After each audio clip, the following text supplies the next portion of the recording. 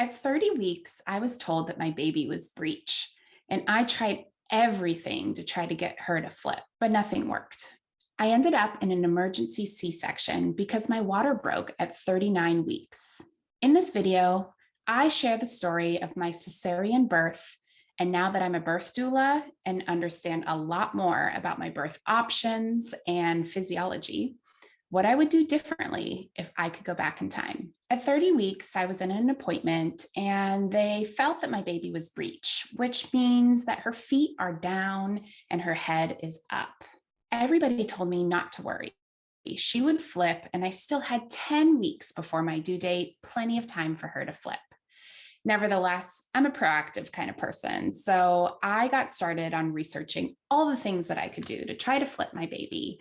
I tried spinning babies exercises. I started seeing a chiropractor. I got acupuncture. I tried meditation, journaling, mindset kind of stuff. There was even a night where I had my husband shine a flashlight into my vagina because I heard that babies tend to move towards the light. That's right. I was serious about getting this baby to flip. If you've seen my other birth video about my first birth, I had a vaginal birth with my first baby, and I loved that experience. I thought it was so amazing, and I couldn't wait to give birth vaginally again.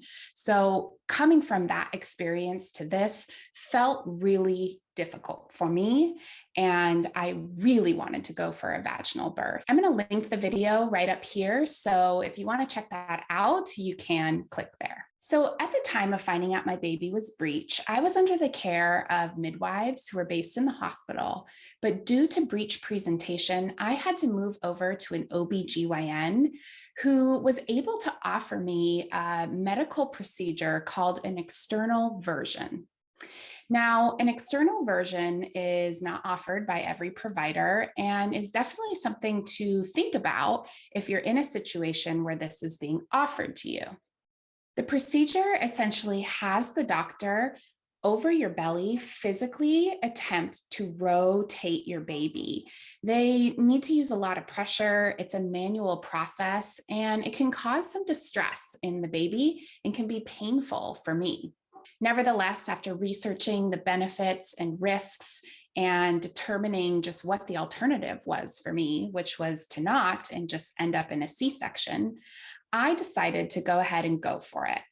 So I had the procedure scheduled for 39 weeks and 1 day.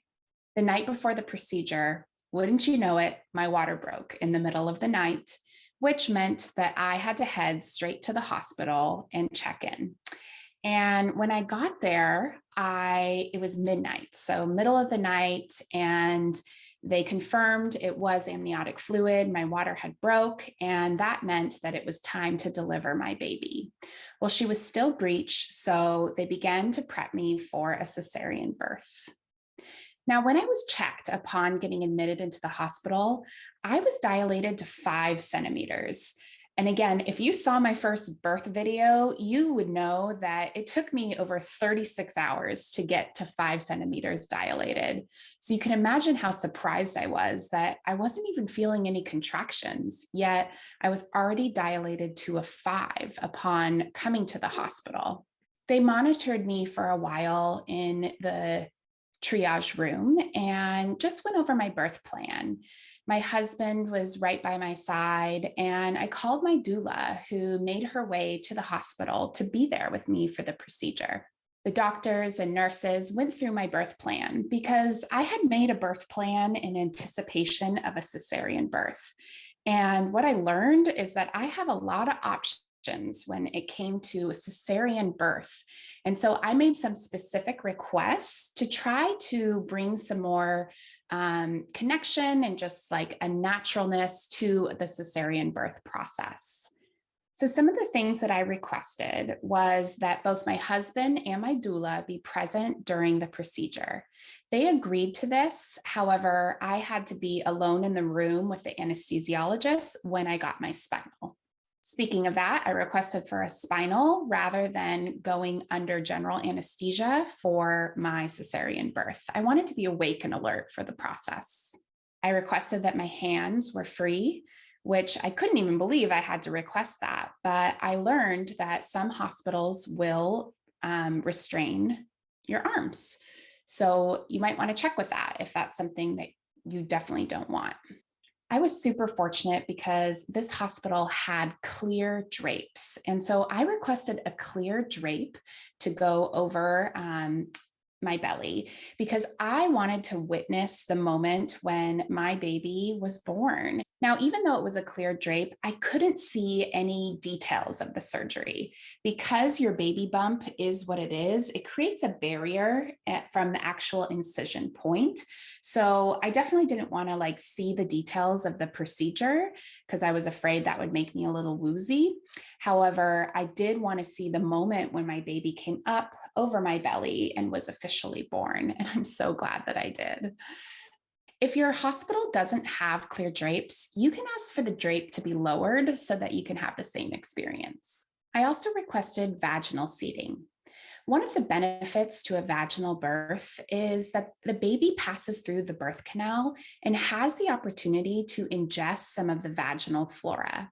And there are massive benefits to the fetal gut by ingesting some of the vaginal flora, because it can help prevent immune diseases, asthma, and atopic disease. And I definitely wanted my baby to get a really good start. So I requested that. And then I also requested that my baby come immediately to my chest after being born instead of taken away for newborn procedures. I wanted that skin to skin moment as soon as I can and have her right on my chest right here so that when they were stitching me up and delivering the placenta, that I was having all those amazing feelings of staring at my baby, and she was benefiting from that as well. I also wanted delayed cord clamping and to keep my placenta so I could encapsulate it. I didn't do this with my first, but I knew that going into a cesarean birth, I would have some more challenging feelings recovering from the birth. And I was aware that there is some evidence that shows that encapsulating your placenta can help lower rates of postpartum depression. And I was a little worried about that for myself. So I wanted to go ahead and be proactive and encapsulate my placenta. I also requested that photos were allowed to be taken. And these beautiful photos that you see here in this video was taken by my doula. When it comes to cesarean birth, it went really well.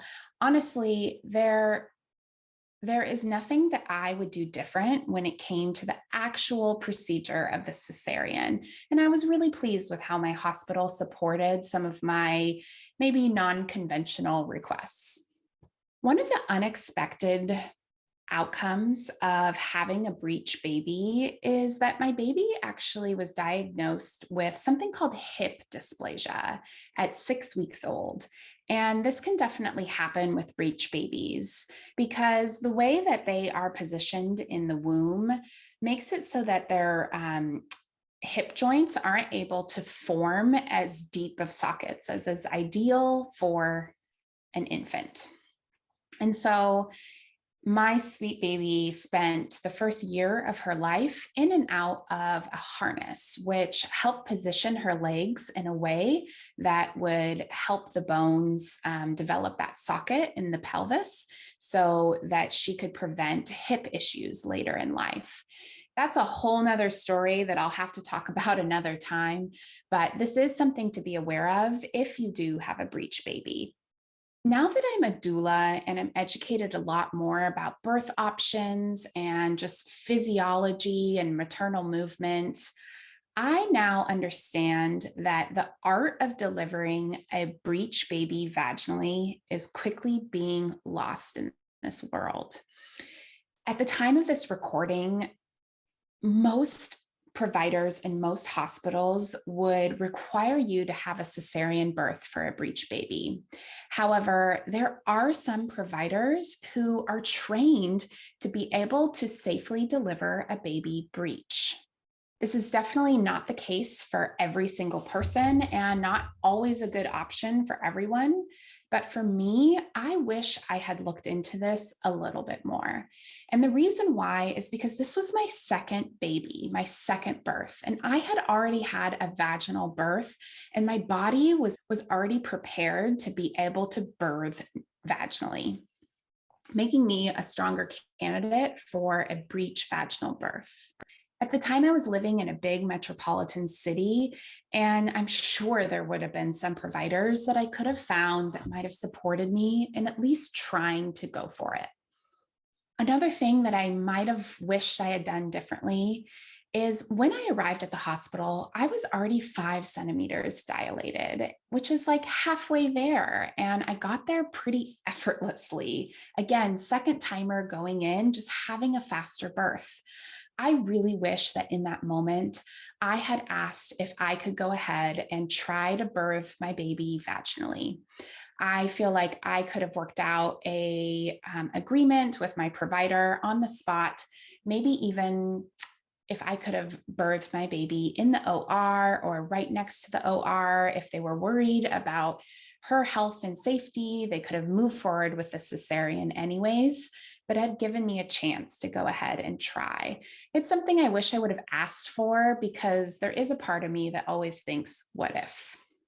And lastly, again, if you've watched my first birth story, you know that I also had a malpositioned baby. She was posterior or sunny side up. And so neither of my babies were positioned optimally in my uterus.